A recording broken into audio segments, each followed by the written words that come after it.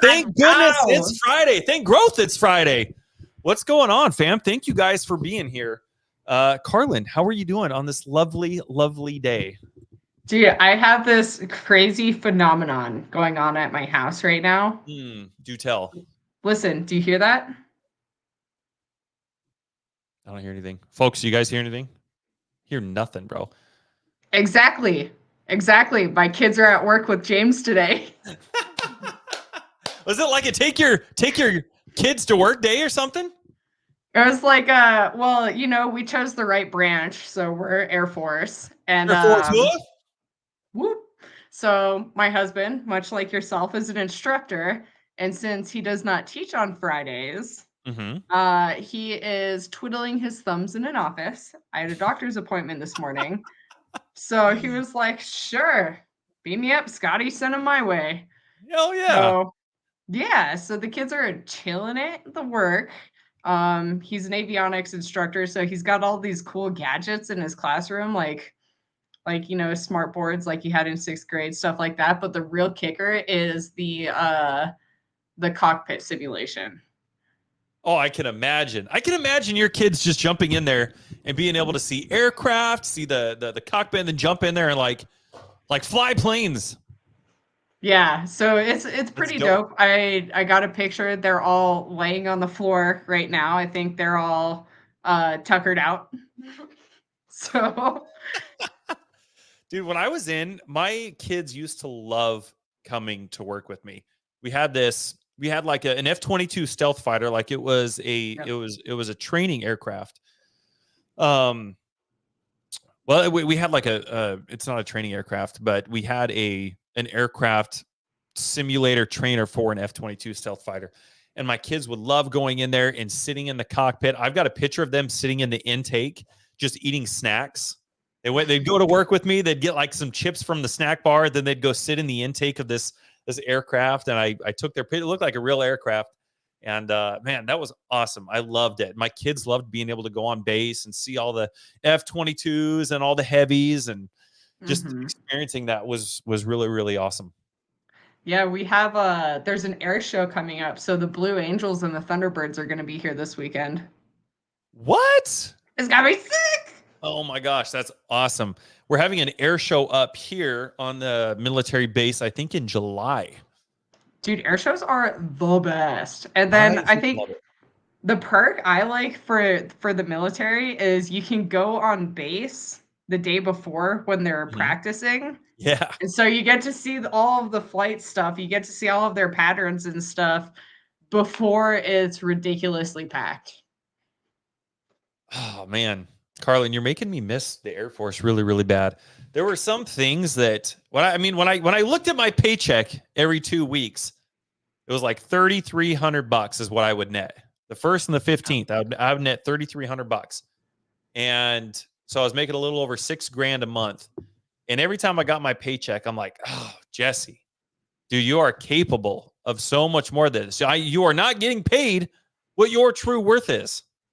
And in that moment, all you want to do is get out, try something new, pursue something new, stretch yourself, find yourself. And now that you're out, like, granted, I would never go back. But there's times like that where I'm like, man, dude, like that was such an amazing experience. I know a lot of people that get out of the military, get out of the Air Force, and they're really, really sour pusses about it. They're like, man, like the Air Force sucks. And it's like, dude, no, all you had to do, you couldn't come to work shaven. You got in trouble because you couldn't keep, the expectations for what you have to do is so minimalistic. Like you have to stay in shape. You have to pass your PT tests every year. You have to come to work shaven. You have to be clean shaven. Your hair can't be what it is now. You sure as hell can't go to work like this. It can't even be touching your ears. Like there's really, really just basic stuff. And because people got in trouble with all that kind of stuff, like they got out and they're like, oh man, the military sucks. Like, dude, no, all you had to do was shave and not let your hair touch your ears. And so they get out just kind of as a sourpuss. But I loved it, dude. I loved my time in there. It was really hard to get out. And I just being able to live vicariously through you. Like just what you said right there had such a special place in my heart. Like going and watching them practice the day before the air show, being able to take my kids, we would all we like work stopped the day before the air show while they were all practicing. Work stopped and we'd all go on like the buildings on base, and we'd sit on top. Everybody bring chairs and snacks up, and we just watch them practice without everybody there. It was awesome. It's always exciting when the air shows are happening because you like, especially where we are. We live in a small town in the middle of nowhere. I mean, you know where we live, so it's just like vast nothingness, and everything reverberates between the mountains. So yesterday, like the location of our house is interesting. We used to live like a block that way. The jets would fly over, the whole house was shaking. Crazy. Moved a block over. Never know. Maybe I'm desensitized. I don't know. But the Thunderbirds and the Blue Angels were coming in earlier this week, and it was just like, it was so nostalgic because I remember when I was a kid, my parents were both Navy. They'd hear the jets and they go, "Ah, the sound of freedom." And I'm like, "You guys are so stupid. What are you talking about?" but but now that I'm like, now, I'm married to the military, like it's part of my life now. So when we were over in Korea, we lived next to the base. The U-2s would fly over. Those things are crazy. But that was like my alarm clock was the U-2s. And so now when I hear the jets fly over, when I actually get to hear them fly over my current house, it's like, it just, I don't know if you've experienced this, but it kind of like makes your eyes water a little bit. Like you're just like, oh, the pride. Like, oh, those are my people up there. Yeah, it does, man. Veterans Day is really hard for me. It's hard on my wife. Like my wife will like go through and like she'll create like these little montages of like our time in the military, and I know for her specifically, like it's something that there's just a special place for it. You just you when you're in the moment, we have a saying, you embrace the suck. And in that moment, like it's you work 12-hour 14, 16 and 18-hour days sometimes, and sometimes it's 7 days a week, sometimes it's for months. And everyone, like, that's why the camaraderie there is just, it's just so tight, man. Like everybody just embraces the suck and makes the most of it. That's where friendships are forged, and you develop these lifelong bonds with individuals. And it's really special, and you don't realize how it impacts you in that moment. And looking back on it, it's something that's definitely very special to me, and my wife in particular as well. So just as a military spouse, you definitely, it's not just the military member that sacrifices a lot. The spouses definitely take a lot on. It hits different. So I talked to one of my friends for context. So for a little back context, when I met James, he was stationed in New Mexico, where I am now. I was born and raised in New Mexico. So I have only left home one time in my life. The one time I left, we got stationed overseas in South Korea. So the first time I ever left home, I had to move to the other side of the world. Yeah. And so a little deeper context, 2020, COVID happened. Yeah. So lockdown on the other side of the world in a country where I don't speak the same language, in an apartment building, living on the 8th floor, pregnant with a husband who was working in security. So he'd show up at like 2:00 in the morning. They'd be like, "Oh, hey, actually, you're going to work mids." So he'd sleep for like the entire time I'd get to talk to him. He'd be asleep, and then he'd get up and then leave. So we've got this little 4-year-old. I'm pregnant in a different country in quarantine without communication ability. So the people that I connected with, like those people are just so important. Like we have a group chat between the 4 or 5 women that just kind of clung to each other through that experience. And it's a different level. Like it's a different level. Yeah. No, it definitely is. Speaking of military spouses, hi Brittany. Hi Brittany. Thanks for being here, friend. This is actually a great segue because, as you guys can see, the title for today's show, Be Lazy AF. That means Air Force. Lazy Air Force. Be lazy Air Force. You know what? Do you know who Limp Bizkit is? Yeah. Of course you do. You're not a communist. You know who Limp Bizkit is. For those of you guys who don't know who Limp Bizkit, I'll just let you guys go figure out. You guys go watch. Go Google. There's no way that you guys, even if the name doesn't sound familiar, there's no way that as soon as you go listen to a couple songs, we're like, oh, okay, no, that makes sense. I've heard that song before. Limp. Yeah, they're on MTV all the time. Bizkit. And Fred Durst, he's kind of an outspoken individual, to say the least. And we used to have, he's got a really unique voice. Like, it's really high. Like, it's like, yeah, let's go. Like, that's how he talks. That's not how he talks. That's how he sings. I don't know if you call it singing, but anyway, that's what he sounds like.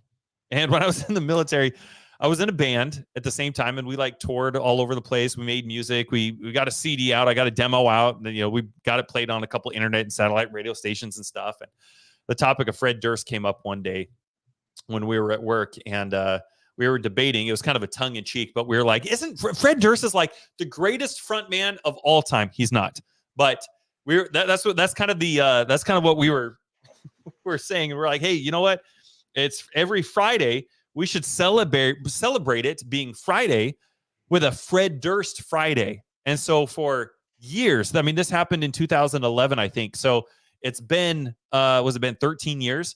So for 13 years in my life, I've had a Fred Durst Friday. And so when we would come into work and we start getting our tools to go out to the jet and do all these things, he'd be like, "Yo, let me get a fucking wrench, motherfucker. Let's go." Like that. Like, that's how everybody talked, dude. And it was funny. And just the energy was there, and everybody participated in it. And so it came this big thing. So, yeah, happy Fred Durst Friday to everybody. And be lazy AF, Air Force Hua. So I love that. But we're not here to talk about being lazy. Well, kind of we are. Brittany says, "We are eating burritos as a snack watching y'all, so I'll say lazy." Solid flex, Brett. Solid flex. So, Carlin, when we say be lazy AF, conceptually, what are we talking about right now? Obviously, we're not talking about being lazy. But when you look at what the greatest CEOs, the greatest leaders, a little tongue in cheek here. So I hope everybody appreciates the sarcasm here. But what are we talking about, Carlin? When we're saying be lazy AF, you want to do more, you want to make more money, you want to build and go bigger and better, you have to become lazy. The best CEOs are lazy AF. Dude, it's all because of the people they put into place. It's all because of the appropriate leadership. And I want to preface this because this is really important. Preface it, girl. Preface, bro. Preface. Being a boss and being a leader are two very different things. And so when you think being lazy as AF, like my experience with bosses, they were always there. They were always yelling. They were always telling me what to do. It was one task after another. Do this. Okay, now go do this. Okay, now do this. Leadership is being able to hire the appropriate people, put them in the appropriate places, and be a support system for them.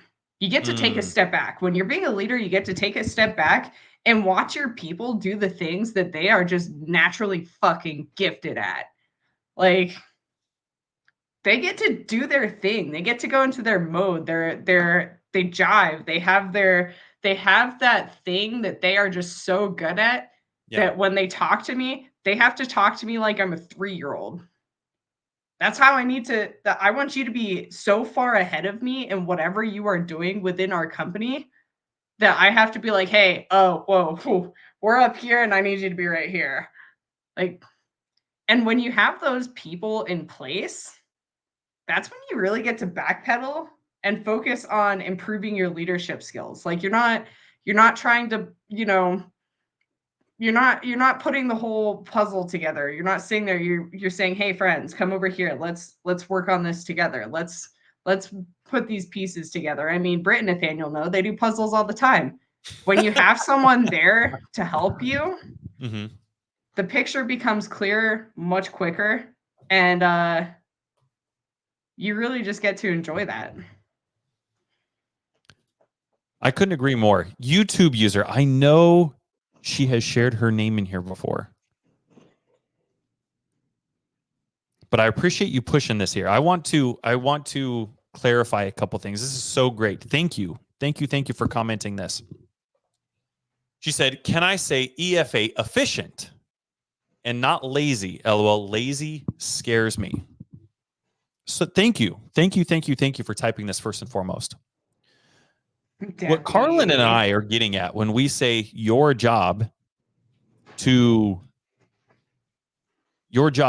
as a leader, as a CEO, of course, this is tongue in cheek that we're getting when we say lazy.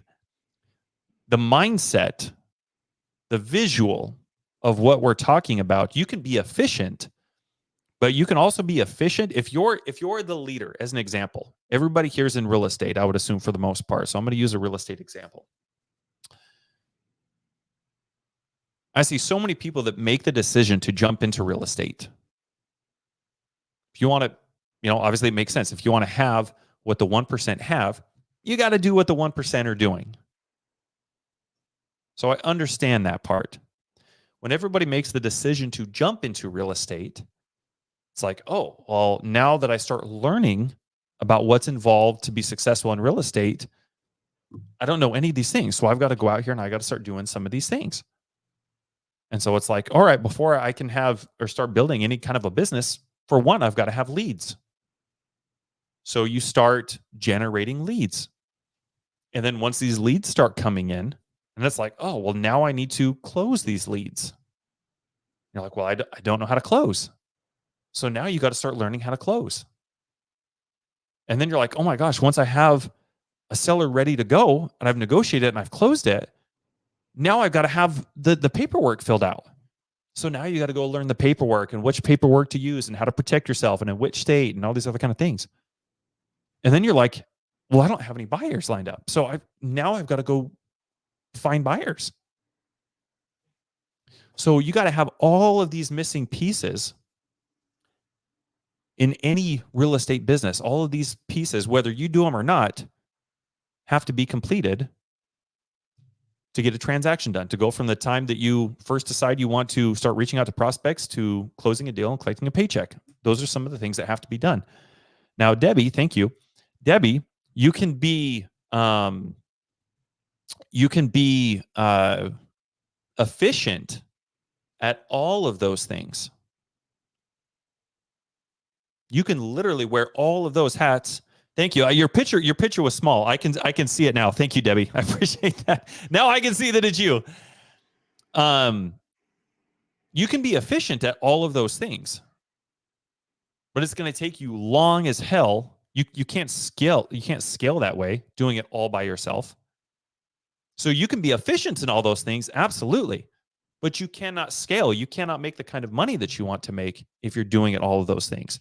So when we say being lazy, the thought process that we're talking about is, as a leader, as a business owner, and as a CEO, what type of skills do I need to build to where if lead generation in the business needs to be done, and if I was going to be lazy and not do the lead generation, how would I think about how to get that, how to fix that bottleneck in my business?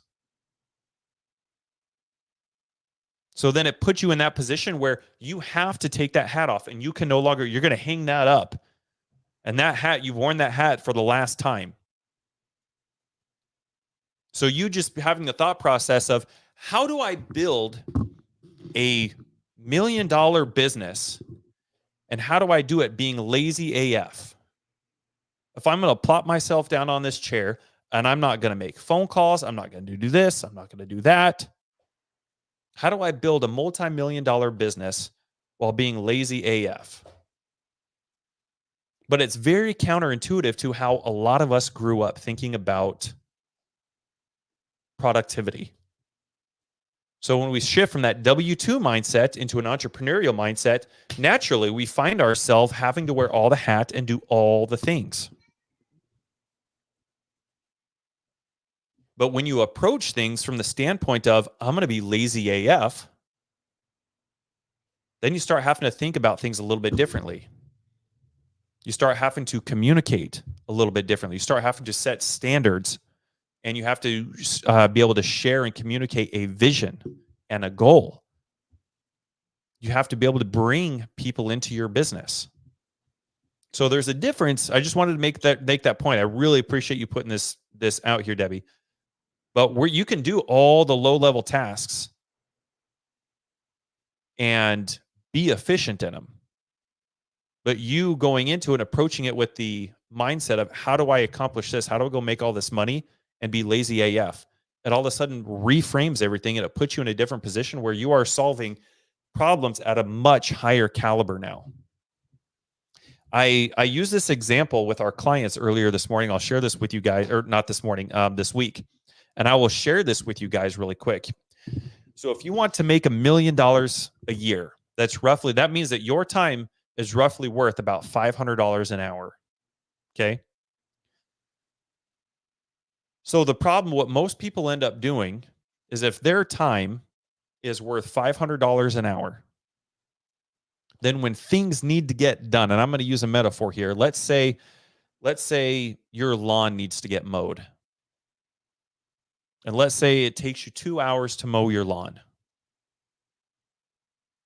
Now, if you're going to hire somebody else to come in and mow your lawn for you, let's say you pay them $20 an hour, you're out $40. In most people's minds, they're like, well, I'll just take the 2 hours and I'll just go mow my lawn myself, and I will save myself $40. That's how poor people think. That's how middle-class people think. I can go mow my lawn and I can save myself $40 by not having somebody else come in and do it. But if you're approaching it from the mindset of, how do I get my lawn mowed and not have to do it and make money? How do I be lazy AF? How do I get that same result and not do the thing? Well, if your time is worth $500 an hour, it takes you 2 hours to mow that lawn. What you're not doing by mowing the lawn, you're not saving yourself $40.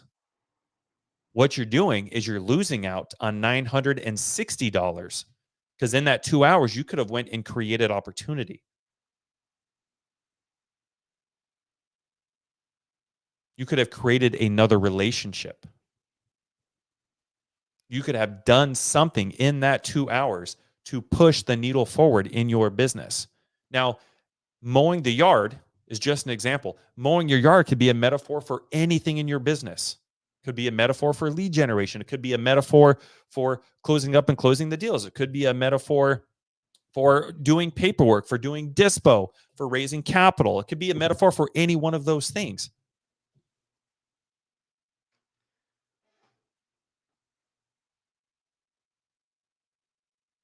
So I'm not going to peg you as an anime kind of guy.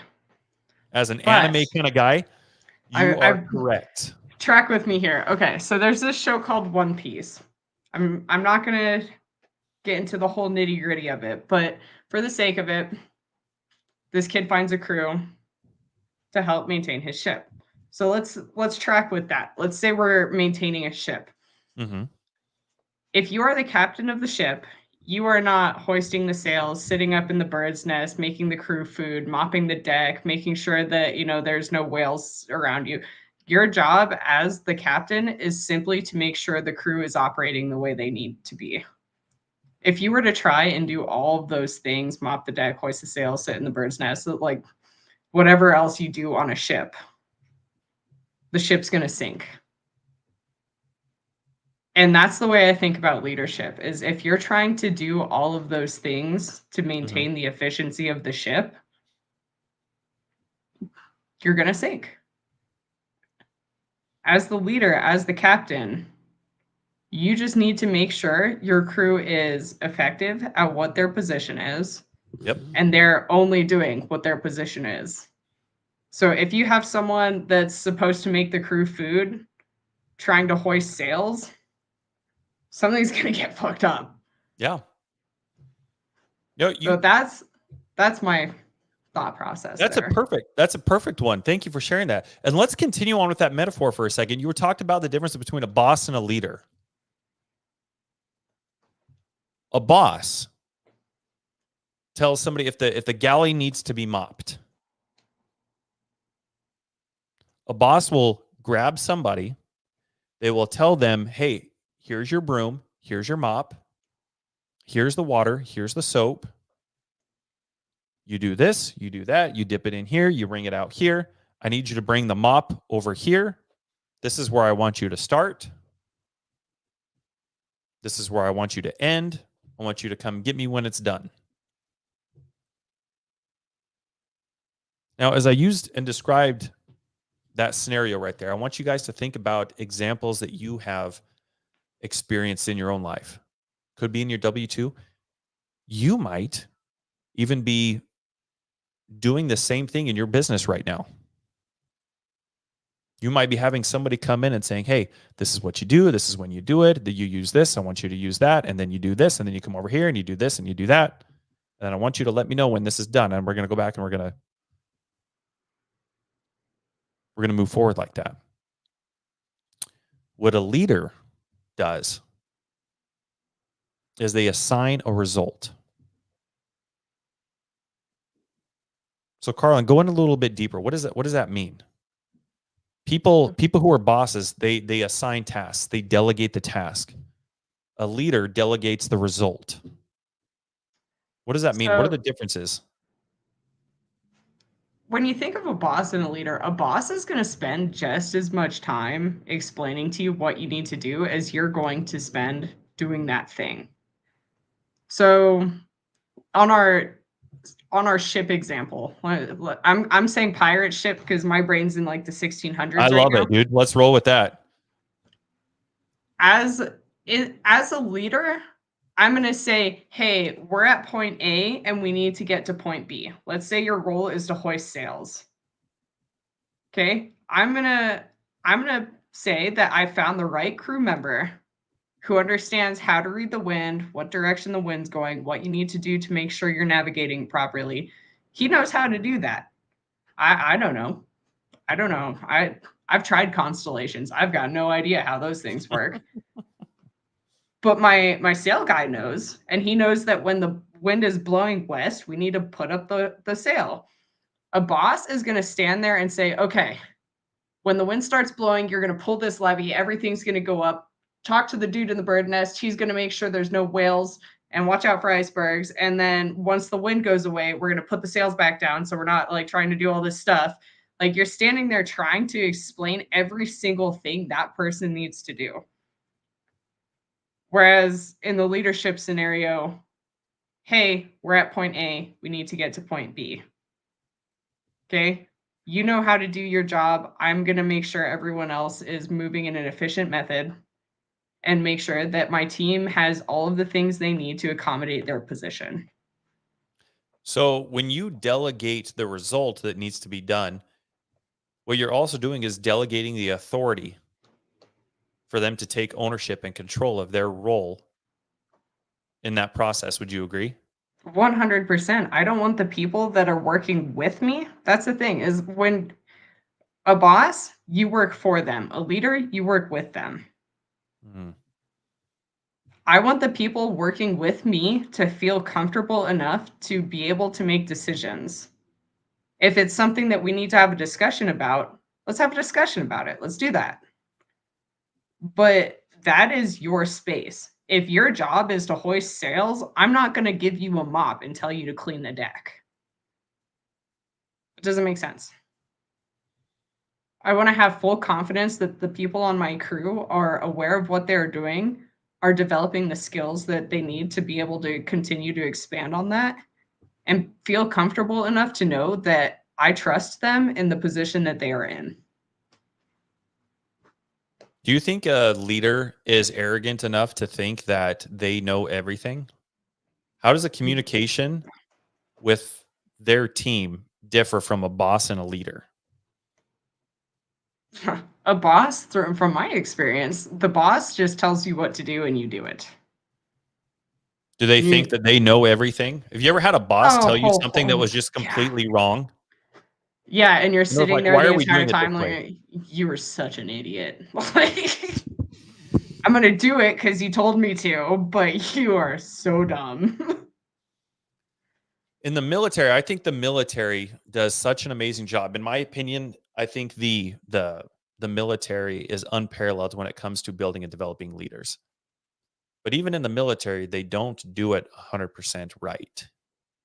You test, and once you pass a test, basically, then you get put into a leadership role. And then the Air Force does their best to train you on what a leader is. That doesn't mean that that person's qualified to be a leader. It just means they passed the test. So inevitably, you're going to have people that squeak through, and I'm sure this is true on the civilian side of things as well, where you get people that are put into these leadership positions and they're not qualified for it. They're not a leader. They're a boss,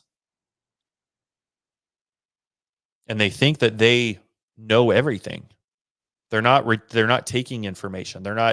Um, they're not being challenged, and I think that's an important part of a leadership role is being able to take the advice of the people on your team into account and to make a decision with all that information that best aligns with the values, the principles, the goals, and the vision that was set forth for the company.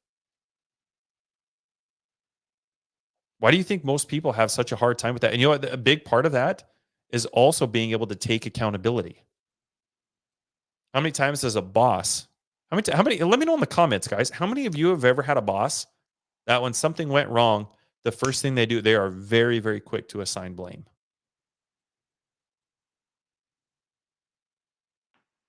I have.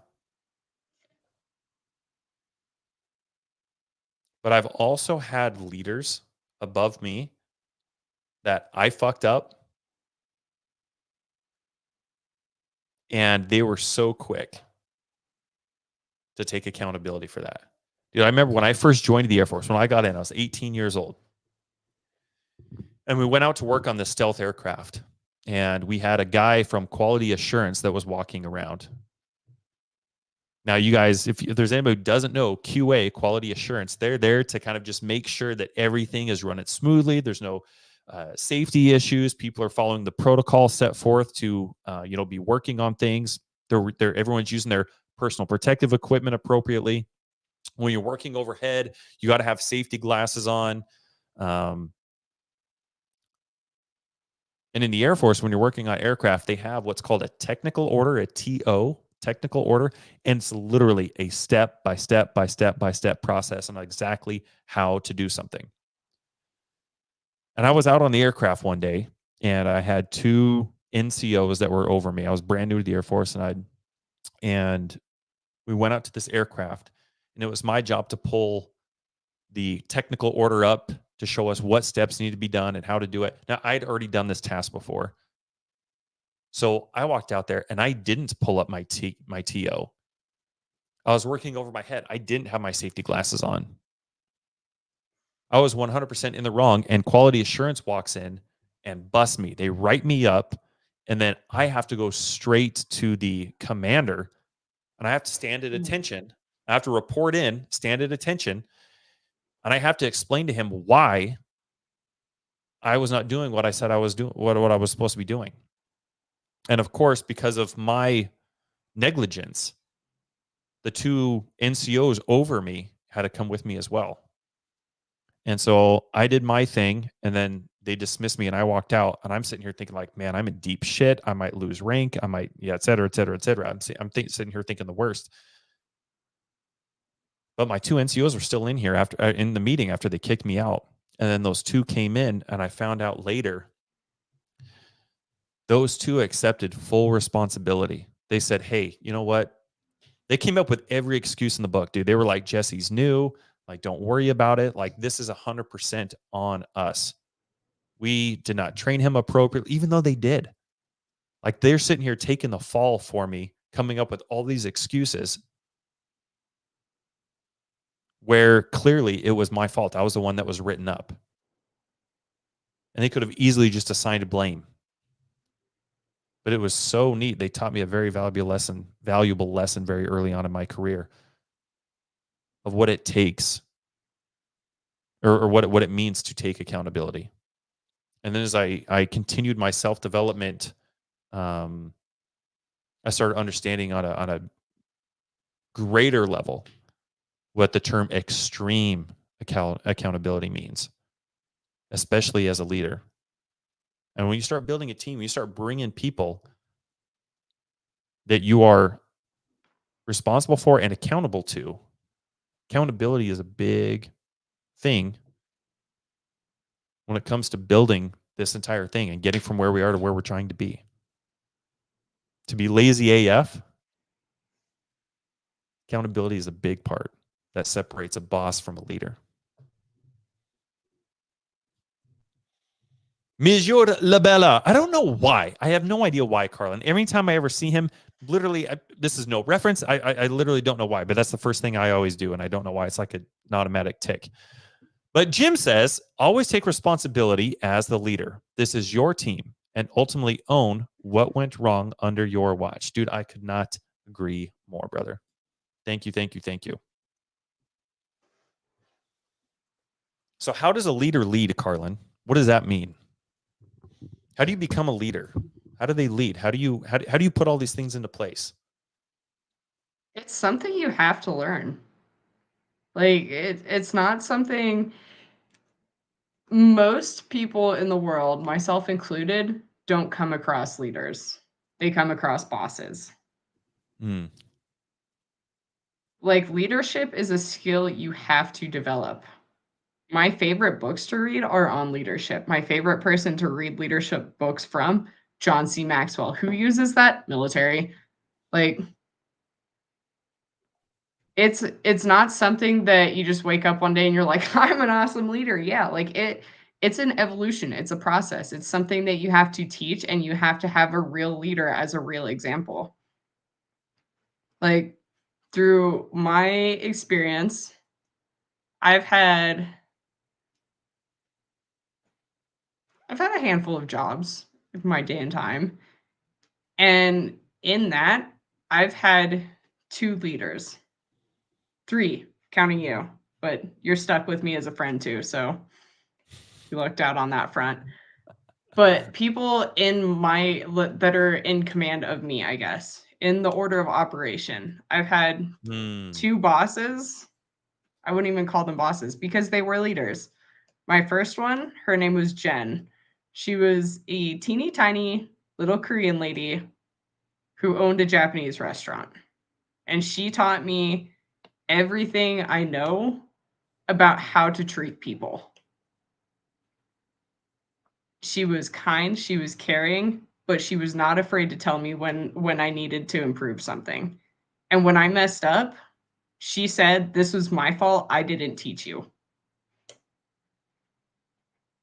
My second was a woman named Laurel. She is the person who instilled so much love for botany with me. Love it. But she is someone who has showed me the ropes with learning how to develop skills, learning how to, learning how to communicate, learning how to do all these things. She was the first person, Jesse, I was talking to a customer one time, and she looks at me, she pulls me to the side after I talked to that customer, and she goes, "Carlin, you don't have to say everything you think." but the way that she communicated, the way that she was effective with her leadership, she showed me. Like she took the time and invested it in me and delegated the result. She'd say, "Okay, we're going to rearrange. At the end of this, I want you to decide what the floor is going to look like. But it does need to be clean." Like getting so she down gave into you the authority to exercise your skills to produce that result. Free reign. I did. How did you feel about that? It was relieving. Being under that kind of command was relieving because it didn't feel like if I breathed wrong or if I put the wrong plant in the wrong section, I was going to get a slap on the wrist for it. She'd just say, "Hey, I noticed you put the carnations over here and they're actually part of this family." And so without that clarity, she let me honestly, she let me do whatever I wanted. Like, but the way she did it allowed me to be creative. It allowed me to be curious, and it allowed me to continue working on developing leadership. Did it allow you to make mistakes? 100%. I made so many mistakes. And she So was many okay with that? mistakes. Yeah, she just talked to me. Like, she didn't yell at me. She never formally reprimanded me. She would just let me know. Do you think Like, that's "Hey." important for everybody here to know as a leader? Is that something that you would encourage they have within their company culture, There should to be good allow communication. those individuals to make mistakes? 100%. We're human. We're all making mistakes. Every day we're making tons of mistakes. Whether that be as a parent, as a leader, as a friend, as a spouse, whatever it is, we make mistakes in all of those fronts. And the I love that. shittiest feeling in the world is when someone yells at you about making a mistake. It kills their confidence. They don't believe in themselves. When you get like a slap on the wrist, when you get reprimanded, it's like going back to your Air Force example. How did you feel coming out of that? Which part? Like when you found out that, so you knew you were going into the, when you go to the commander, you're in trouble. Oh, You yeah, know yeah, that. yeah, yeah. Yeah, yeah, You yeah. you are very aware that you're in trouble. Yeah. So I can imagine you're walking into the commander's office, you're like, "Oh shit, I screwed up. This is not good. I'm definitely losing rank here. This is gonna be horrible." But how much of a relief was it for you knowing that someone took the time to have your back? It was the most amazing thing in the world. It made me want to work for them even harder. It made me want to make sure that they knew. I wanted to make sure that I knew what they had done, and I did not just take it with a grain of salt. It wasn't just like a, "Hey guys, thanks for doing me a solid." And it made me become it made me become a better follower. And as I became a leader, those were things that I learned from as a follower, to exercise and to show that empathy, and that allow the people, like you said, underneath me to have that curiosity and the authority to make decisions, and the uh,